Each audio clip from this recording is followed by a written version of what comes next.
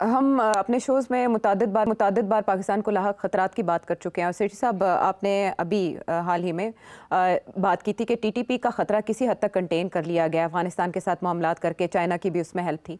लेकिन बीएलए के हवाले से आपने तब भी ये कहा था कि एक मंडलाता ख़तरा, और हम ये देख रहे हैं कि ऑपरेशन सिंदूर के बाद उसकी काफ़ी एक्टिविटी बढ़ चुकी है। अब कल एक कोर कमांडर्स कॉन्फ्रेंस हुई जिसमें हमें आर्मी चीफ की स्टेटमेंट देखने को, सुनने को, पढ़ने को मिली कि अब जो प्रॉक्सीज़ हैं इंडिया की, उनके खिलाफ फैसला कुन कार्रवाई का वक्त आ चुका है। मीनवाइल हमने कोयटा से पंजाब आने वाली एक बस से जो इंसिडेंट हुआ, अफसोसनाक इंसिडेंट, जिसमें बाकायदा आईडी कार्ड, ये पुरानी रविश है, आईडी कार्ड देख के गोलियां मार दी जाती हैं और फिर वो लाशें आती हैं पंजाब, वो वाकया देखा।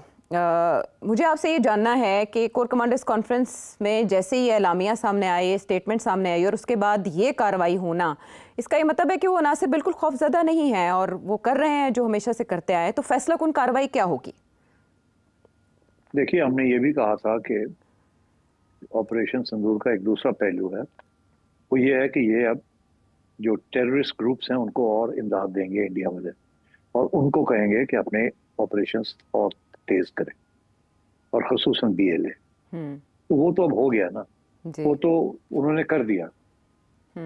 मगर बड़ी इंटरेस्टिंग बात यह है कि आप जो हमारा जो मौक़िफ़ है कि हम अब डिसाइसिव एक्शन लेंगे। आपने सवाल पूछा, तो अब डिसाइसिव एक्शन क्या है? ये कोई पहली दफा तो नहीं हमने ये बात सुनी। हमें तो जब से ये चल रहा है मामला, हमें ये कहा जा रहा है कि हम अब छोड़ेंगे नहीं, हमें पूरा ठीक कर देंगे, सॉर्ट आउट कर देंगे, डिसाइसिव एक्शन लेंगे। मगर क्या डिसाइसिव एक्शन? अब लेट्स एग्जामिन दिस, ये डिसाइसिव एक्शन हो क्या सकता है? डिसाइसिव एक्शन, आप इतना बड़ा इलाका है बलूचिस्तान का, आप वहाँ आपकी सारी फौज जो है कंटोनमेंट्स के अंदर 30, 40, 50 हज़ार होगी, उसके साथ तो आप कंट्रोल नहीं कर, डिसाइसिव एक्शन नहीं ले सकते। तो इतना बड़े इलाके के लिए आपको तो 500,000 आर्मी चाहिए, सारे इलाके में छा जाए और सारा बॉर्डर सील कर, तो पॉसिबल नहीं है because of the threat from India. ठीक है ना? तो आप मिलिट्री एक्शन तो बलूचिस्तान में नहीं कर सकते, वो तो बड़ा मुश्किल है।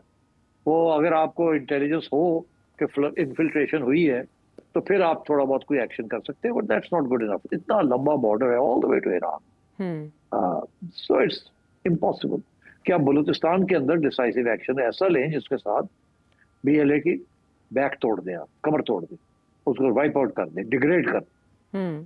तो फिर क्या रह गया? और जब आप ये कोशिश भी करेंगे कि बलूचिस्तान के अंदर आप कोई एक्शन लें, ये एक unfortunate, unforeseen consequence of war होती है, अनइंटेंडेड कॉन्सिक्वेंस। हर जगह पे जहाँ जंग हो रही हो तो इनोसेंट लोग मारे जाते हैं और वहां से ह्यूमन राइट्स की इश्यूज शुरू हो जाएंगे, इंटरनेशनल कम्युनिटी इन्वॉल्व हो जाएगी। तो बलूचिस्तान के अंदर आप डिसाइसिव एक्शन क्या ले सकते हैं इससे अलावा के जो आप कर रहे हैं? आप उनको नहीं रोक सकते। तो अब तो वो आ कहाँ से रहे हैं और आके कहाँ से घुस बैठी है? तो they coming from across the border.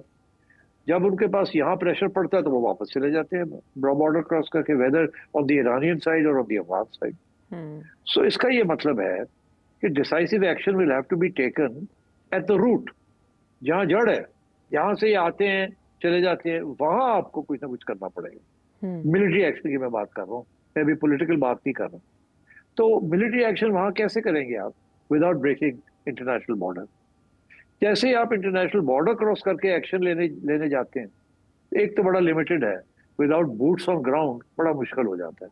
अब आपने देख लिया इजराइल ने कि क्या कुछ कर दिया, मगर अभी भी मामला हल तो नहीं हुआ ना पैलेस्टाइन का। बंदे मार दिए ना, 60,000 लोग मार दिए just in one place, 5 lakh को डिस्प्लेस कर दिए। तो ये military action itself is not going to resolve this. वो डिग्रेड कर सकता है मगर विदाउट बूट्स ऑन ग्राउंड बड़ा मुश्किल हो जाता है। पहली बात, बूट्स ऑन ग्राउंड के लिए बड़ी मुश्किल आता है, आपकी 2 गवर्नमेंट्स हैं उस तरफ, they will never allow it. अच्छा, अब आइए आप, तो इसका फिर डिसाइसिव एक्शन क्या हुआ? जी, मैं ये समझता हूं कि decisive action has to be कि you have to have an excellent relationship with the TTA.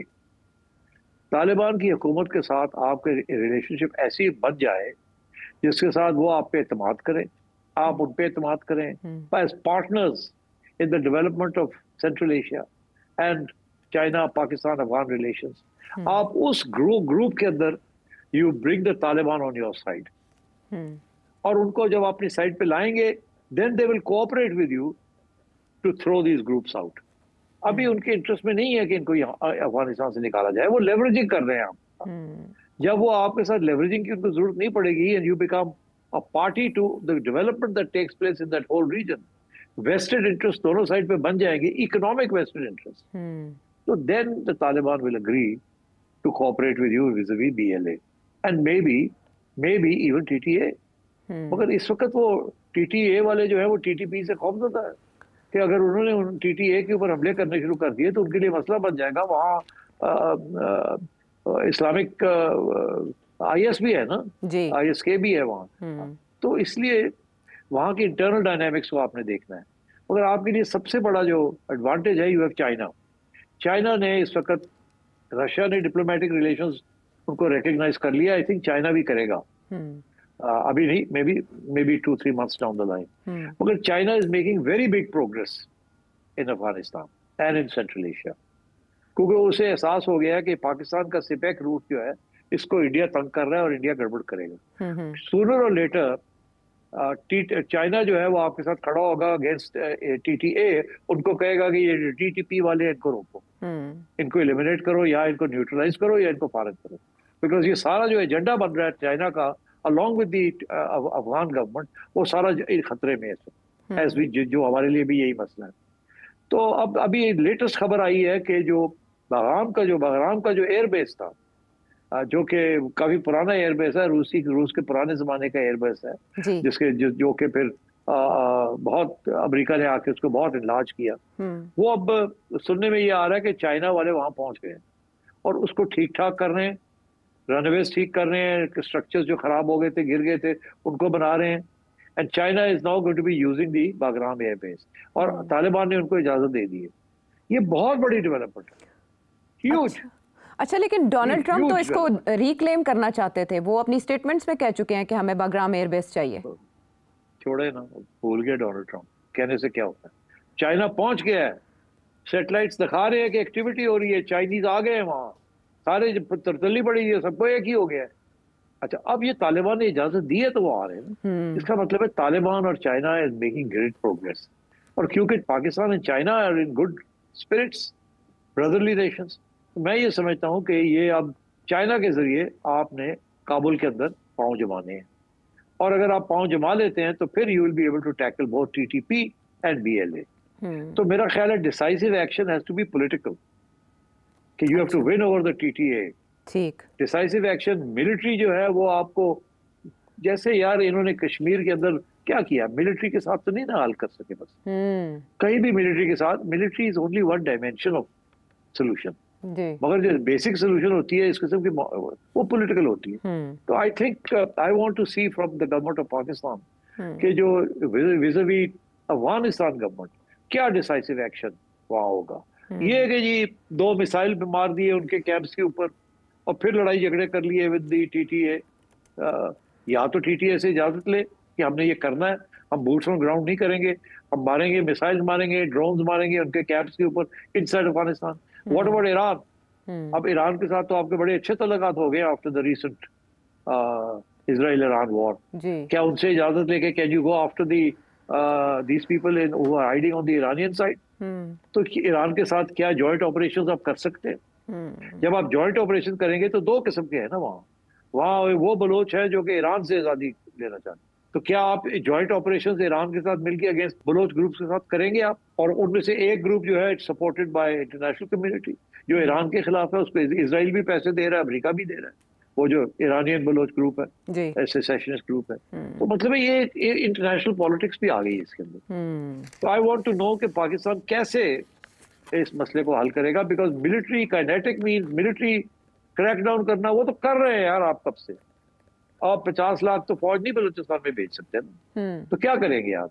इसी किस्म की चीजें करेंगे जो आप अभी कर रहे हैं, और इससे ज्यादा आप क्या कर सकते हैं? तो इसलिए I think you need to work with the Afghan government. वो आप कर ले मसला हल, then you can deal with some of these issues. दूसरी तरफ ये एक डायमेंशन है, दूसरा डायमेंशन इसके पॉलिटिकल रिकंसिलिएशन। अभी तक कोई मेजर एफर्ट नहीं किया गया कोई इधर उधर की छोटी मोटी चीजें चलती रहती है। हमारी रियासत ये समझती है कि होंदे कौन ने हैं, हम क्यों इनसे बात करें। मगर बात यह है कि you need to talk to them, you need to win them over, you need to bring them back, you need to make them a part of your state. तो आपको अब इस्तेमाल करने पड़ेंगे हर किस्म के हरबे। इसके अलावा बड़ा मुश्किल है कि इनको आपको चलना, वेरी डिफिकल्ट। सो इट्स तीन चीजें, मिलिट्री ऑपरेशंस अपनी जगह पे, political negotiations, reaching out, emissaries, offering things, asylum, land, jobs, वगैरह वगैरह वगैरह, and then third Afghanistan government के साथ तल्लुकात इम्प्रूव करने, ताकि आप वहाँ से प्रेशर डालें to push them out from there, यहाँ से प्रेशर डालें to pull them in into into mainstream politics. That is what is needed. ठीक है।